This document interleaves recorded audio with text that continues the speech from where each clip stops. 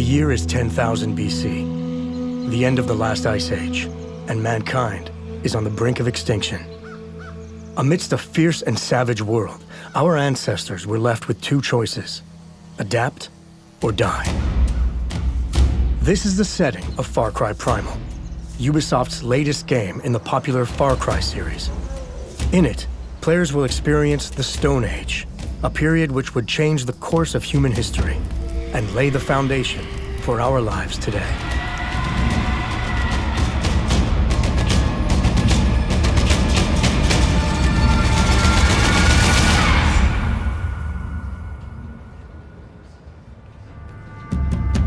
We wanted to build a pure Far Cry, the original Far Cry.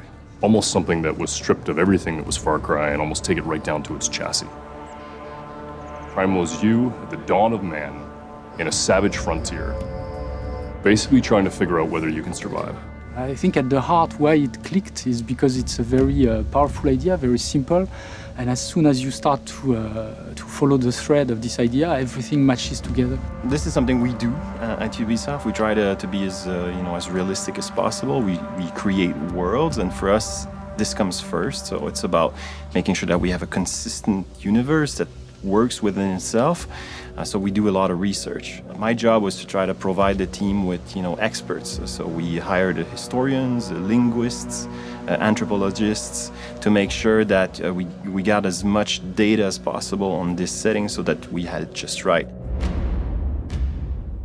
With the help of anthropologists from Montreal's University of McGill, the development team decided to set Far Cry Primal during the Mesolithic period of the Stone Age, in what we know today as Eastern Europe's Carpathian mountain chain. As the Ice Age ended, this region became a verdant climate where life flourished, where tribes from Northern Europe, Western Europe, and Mesopotamia intersected as they migrated across the continent in search of resources. This made for an ideal setting for a Stone Age game. By taking the prehistoric age, and especially the Mesolithic era, we are right into the first frontier, the first time people were actually going to fight for land. Far Cry Primal takes place in a giant valley called Uros, and in it, players will encounter many different human tribes. Each of these tribes depicts an important branch of prehistoric humanity, and each carries their own culture and set of beliefs. The Winja tribe is a tribe of, originally a tribe of hunter-gatherer. They were traveling throughout Europe, following the food all year long. But when they found Oros, which was full of life, they started to settle down. The Isila are the most advanced tribe. They have almost like 1,000 years of advance. They come from Mesopotamia. They already master irrigation and agriculture, and they are so advanced that they consider themselves above the other tribes. And they started to capture Winja and Udam to do their labor. So in a sense, they're the first slavers. During their research, a third possibility emerged that fascinated Far Cry Primal's development team. Throughout history, there have been known anomalies in human development, groups that have evolved in total isolation for hundreds or even thousands of years. The Udam tribe is an exploration of this concept. The Udam tribe, in order to survive, started to resort to inbreeding. So now they're like a dying breed. They don't know what's going on with themselves, and they're looking for a cure, something that would save them. And they scavenge Oros to eat people that they think might be stronger than them and would provide them the cure.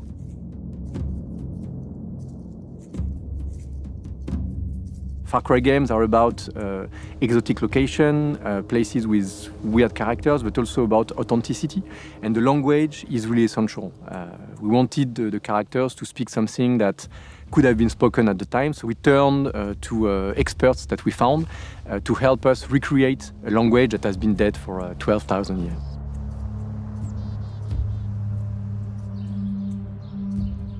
So Proto-Indo-European was a language that was spoken thousands of years ago. It's the source of many languages that are spoken today, languages like English and Spanish and Russian, but also the source of ancient languages like Latin, Greek, and Sanskrit. There are a number of words that we can reconstruct or we know to have existed within Proto-Indo-European. So for example, the word for water was water. The word for brother was brachted. Now we figure this out by looking at what the languages that were actually written down, the languages that are spoken today, what do they say? So if you look at the word for brother, in English we say brother. In Latin they said frater. In Greek, there's a word that means a member of a secret society called prater. And in Sanskrit, they have bratard. And you can take all of these things back to something like brachted. Sometimes we ran into problems where there weren't words that we can reconstruct for Proto-Indo-European. We know of about 20 different roots for the verb to shine, but we have no idea how they said yes. To figure this out, we had to think, well, how would you make up a yes, right? So what we thought was to have some sort of expression like, it is correct. In Proto-Indo-European, that would be something like, Richtom hesti. Each of the 3 tribes in Far Cry Primal speak their own adapted form of the Proto-Indo-European language, which reflects their beliefs, societal structure, and level of awareness of the world around them. For Wenja, we wanted a language that Proto-Indo-European could have come from. So we looked at certain very ancient features of Proto-Indo-European, and we assumed them to be the baseline for not only the Wenja tribe, but also the Udam. Takar guasham, guasham ha, guarpati pachars. Tuguama parshai. Aisha ul udami pan. The creative team views the Azila as a more advanced tribe, so we thought it would be a good idea to give them a more advanced stage of the language. Hisilachwe porhe hiotsti. Tod we hesti subnieti. Well, we know that there were certain sounds within Proto-Indo-European that are very difficult for English and French speakers to pronounce. We also knew that we needed a language that was easily learnable, right? So when an actor is performing in Wenja or performing in Azila, they're not just memorizing lines and just going with it. They're learning the meaning of every word, they're learning what the grammar of that sentence is, and they have to perform it as such. Getting the game's actors into character was a huge challenge, as our ancestors had none of the mannerisms that are a part of our modern body language. To tackle this challenge, movement coaches were consulted to deconstruct how early man moved and reacted.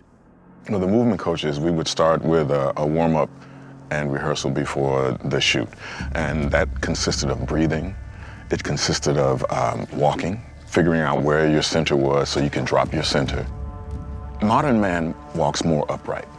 So we had to learn how to drop our center of gravity. We had to learn how to not do things that we normally do, like point at people and, you know, just gestures you don't even think about. I convinced Footy, the director, I was like, please, please, please, can I do an immersion language class with the actors? Because I wanted them to really feel like they were speaking this, that they were living this experience. The first day, I came in and the actors didn't really know what they were gonna do. They thought we were gonna do some grammar or something like that.